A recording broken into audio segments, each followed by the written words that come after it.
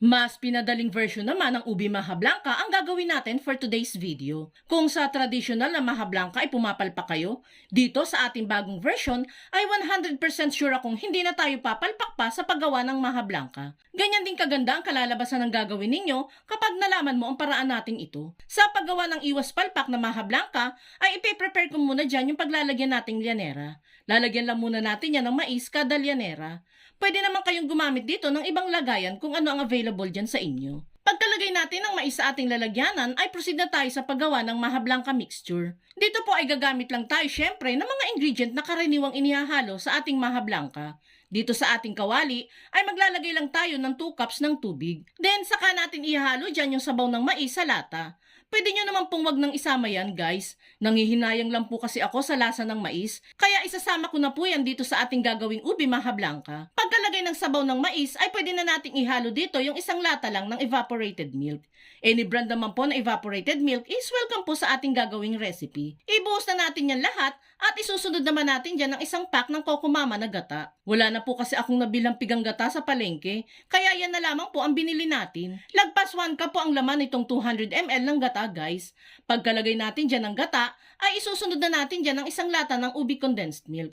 Since ubi maha blanca nga po ang gagawin natin, kaya ubi flavored na condensed milk po ang gagamitin natin dyan. Pero kung gusto nyo naman po ng classic lang na maha blanca, pwede naman po dito yung puting condensed milk lang guys. Dito guys, medyo napuputlaan pa ako sa kulay nitong ating mixture. Kaya magdadagdag pa po ako dyan ng 1 teaspoon lang ng ubi food coloring. Para lang ma-enhance natin kahit papaano yung kulay nitong maha blanca natin. Pagkalagay ng food coloring, ay pwede nang isunod dito ang 3/4 cup lang ng asukal. Pwede nyo naman pong dagdagan yan or pwede din namang bawasan, depende sa level ng tamis na gusto ninyo. Haluin lang hanggang sa matunaw ang asukal dito. Next naman nating ilalagay dyan itong 2 tablespoon lang ng cornstarch.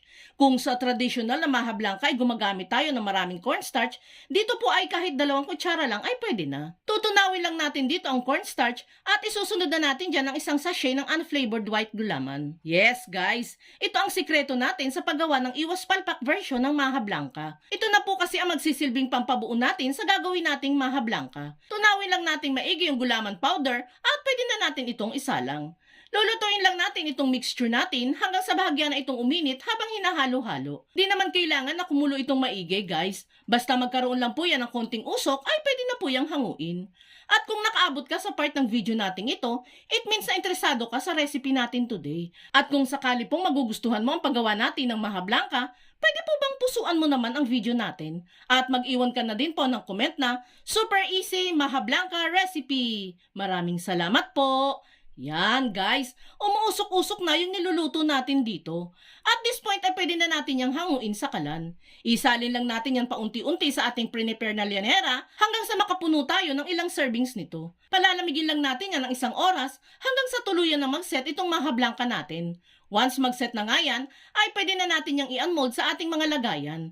And there you have it guys, ready to serve na ang super dali at super sarap na version ng maha blanca recipe natin. O, diba guys? Walang kahirap-hirap ang paggawa ng version natin ng maha blanca. Pagdating naman sa lasa at texture nito, ay wala namang halos pinagkaiba ito guys, compare sa traditional na maha blanca. Kaya itag mo na ang pamilya at barkada mong mahilig sa maha blanca at subukan nyo na ding magluto nito.